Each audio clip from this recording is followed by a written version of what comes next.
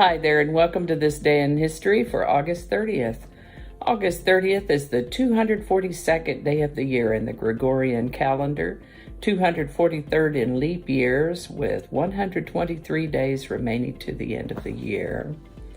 Today's word is muslin. Now, if you're a quilter, you know full well exactly what muslin is. But for today's purpose and the rest of the world, muslin is a noun that refers to a plain woven cotton fabric made in various degrees of fineness. This word comes to us from French, Italian before that, and ultimately from Mosul, Iraq, which was known for its fabric. Learn something new every day, don't we? Earliest documented use of the word muslin is 1609. Incidentally, earlier sheer muslin was used for women's dresses. Now, though, muslin is used for curtains, sheets, tablecloths, quilt backing, and so on. Muslin. Alrighty, and with that, the siege of Jerusalem began in April in the year 70 as Romans sought to capture Jerusalem. The Romans certainly had better military discipline and training than the Zealots, who had enjoyed some initial successes. The Zealots had enjoyed some initial successes, but they took to fighting amongst themselves and made some seriously misguided decisions that only made things worse for themselves. Things got really ugly. Ultimately, the Romans prevailed, and on August 30 in the year 70 AD, Titus ended the siege of Jerusalem after destroying the temple there. Melbourne, the most populous city in the state of Victoria, Australia, was founded on August 30th, 1835. This is the birthday of baseball great Ted Williams, born August 30, 1918. He had some great nicknames: Teddy Ball Game, the Splendid Splitter. He's considered one of the greatest hitters in baseball history. He did most of his playing. No, he did all of it. He did all of his playing for the Boston Red Sox between 1939 and 1960, minus about 4 years in the 40s when he served in the military during World War II. He played for the Red Sox and then later on managed for the Washington Senators and Texas Rangers from 1969 to 1972. Ted Williams was inducted into the National Baseball Hall of Fame in 1966 on the first ballot of his eligibility with a 93.4% vote. Now, if you've been watching me for a while, you know that that is remarkable to get elected on the first ballot and with such a high vote. Anyway, I was working at the membership desk at the National Baseball Hall of Fame and Museum on July 5th, 2002, when the announcement came out that Ted Williams had passed away. He was 83. That's a pretty good life. This is the birthday of American businessman and philanthropist, the Oracle of Omaha, Warren Buffett. He was born August 30th, 1930. He's a common sense buy and hold value investor. That tactic has served him very well. One could do well to study his example.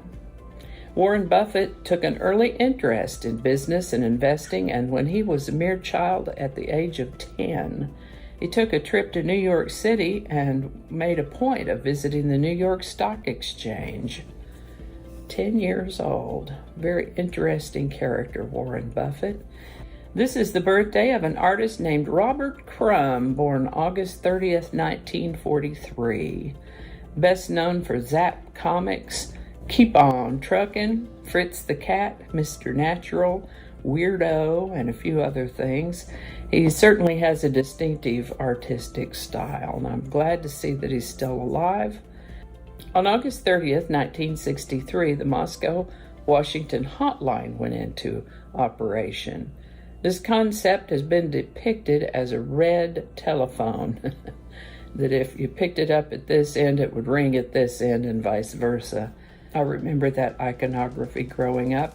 So I was actually a little surprised to learn in today's research that the hotline was never a telephone line. and no red phones were used. It wasn't even from one man's desk to another man's desk. Instead, it was teletype equipment from the Pentagon to the Communist Party leadership across the square from the Kremlin.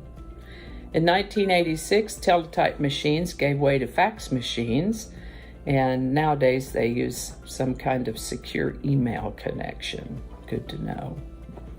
Thurgood Marshall was confirmed as the first African-American justice of the Supreme Court in the United States on August 30th, 1967.